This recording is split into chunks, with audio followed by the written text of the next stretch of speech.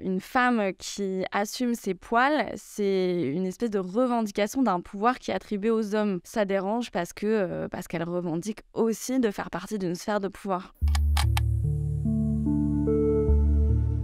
La question du poil féminin, ça faisait un moment que ça faisait partie des sujets qui me taraudaient, vraiment parallèlement à ma découverte, je dirais, du féminisme dans son ensemble. En étant très jeune, la question du poil et de comment moi je le vivais, ce que j'avais envie de montrer ou de pas montrer, c'était très... en fait, mon premier cas d'étude, c'était moi-même et je pense que c'est venu comme ça. Le syndrome du poil invisible, c'est le fait d'invisibiliser le poil féminin, même dans des contextes qui sont centrés autour de ça. Pendant, je pense, des décennies, dans les publicités, par exemple, d'épilateurs, on voyait absolument pas le poil que le produit était censé retirer. C'est assez absurde à mon sens et que ça illustre en fait ce tabou global qu'il y a autour du poil féminin. Avec le patriarcat, on est quand même dans un système global qui différencie les rôles et les injonctions qui sont données en fonction du genre. Pour la question du corps, notamment, la pilosité, c'est réservé aux hommes et pas aux femmes. Les conclusions que j'en ai tirées, c'est que le poil va avoir une symbolique de pouvoir,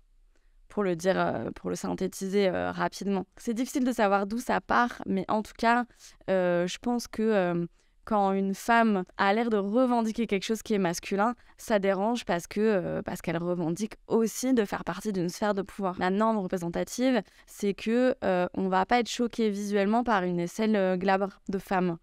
Parce que c'est ce qu'on a été habitué à voir depuis toujours. Et je pense qu'on est encore dans une époque où voir le poil, il y a comme un truc de ah, c'est encore inhabituel. Ça choque encore l'œil. C'est pas normal que ce soit tabou, il y a aucune vraie logique. Je pense que c'est du social d'avoir créé le tabou autour du poil féminin. À une époque où pour l'instant la norme c'est l'épilation, c'est une revendication de dire mais en fait je fais ce que je veux. Alors, est-ce que toute femme qui ne s'épile pas porte en elle de la revendication et du militantisme? Pas forcément. Le rapport direct entre une femme sur un écran de cinéma et une femme comme toi et moi dans la vraie vie, c'est des représentations qui s'influencent l'une l'autre. À quel moment le poil féminin, quand il est montré, porte un propos qui à ce moment-là peut être dénonciateur, peut avoir une dimension militante, c'est hyper important.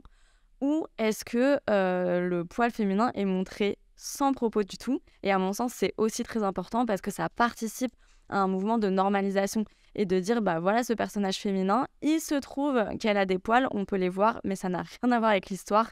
Et dans le fond, on s'en fiche. À mon sens, l'injonction ne doit pas non plus avoir lieu dans le sens inverse. Mais allez, les femmes, arrêtez de vous épiler. En fait, c'est pas l'idée.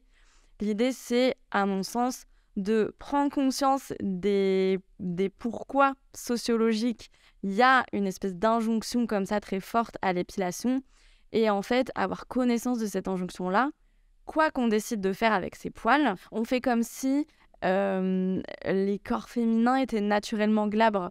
En fait, ils ont le droit de l'être. Mais pourquoi est-ce qu'on nous met dans la tête que c'est comme ça naturellement, que si nous, on n'est pas comme ça, on n'est pas normal, ou on est bizarre, ou en tout cas, ça va pas? Oui, l'invisibilisation, elle a lieu depuis très longtemps. Et oui, c'est en train de bouger, c'est indéniable et c'est super.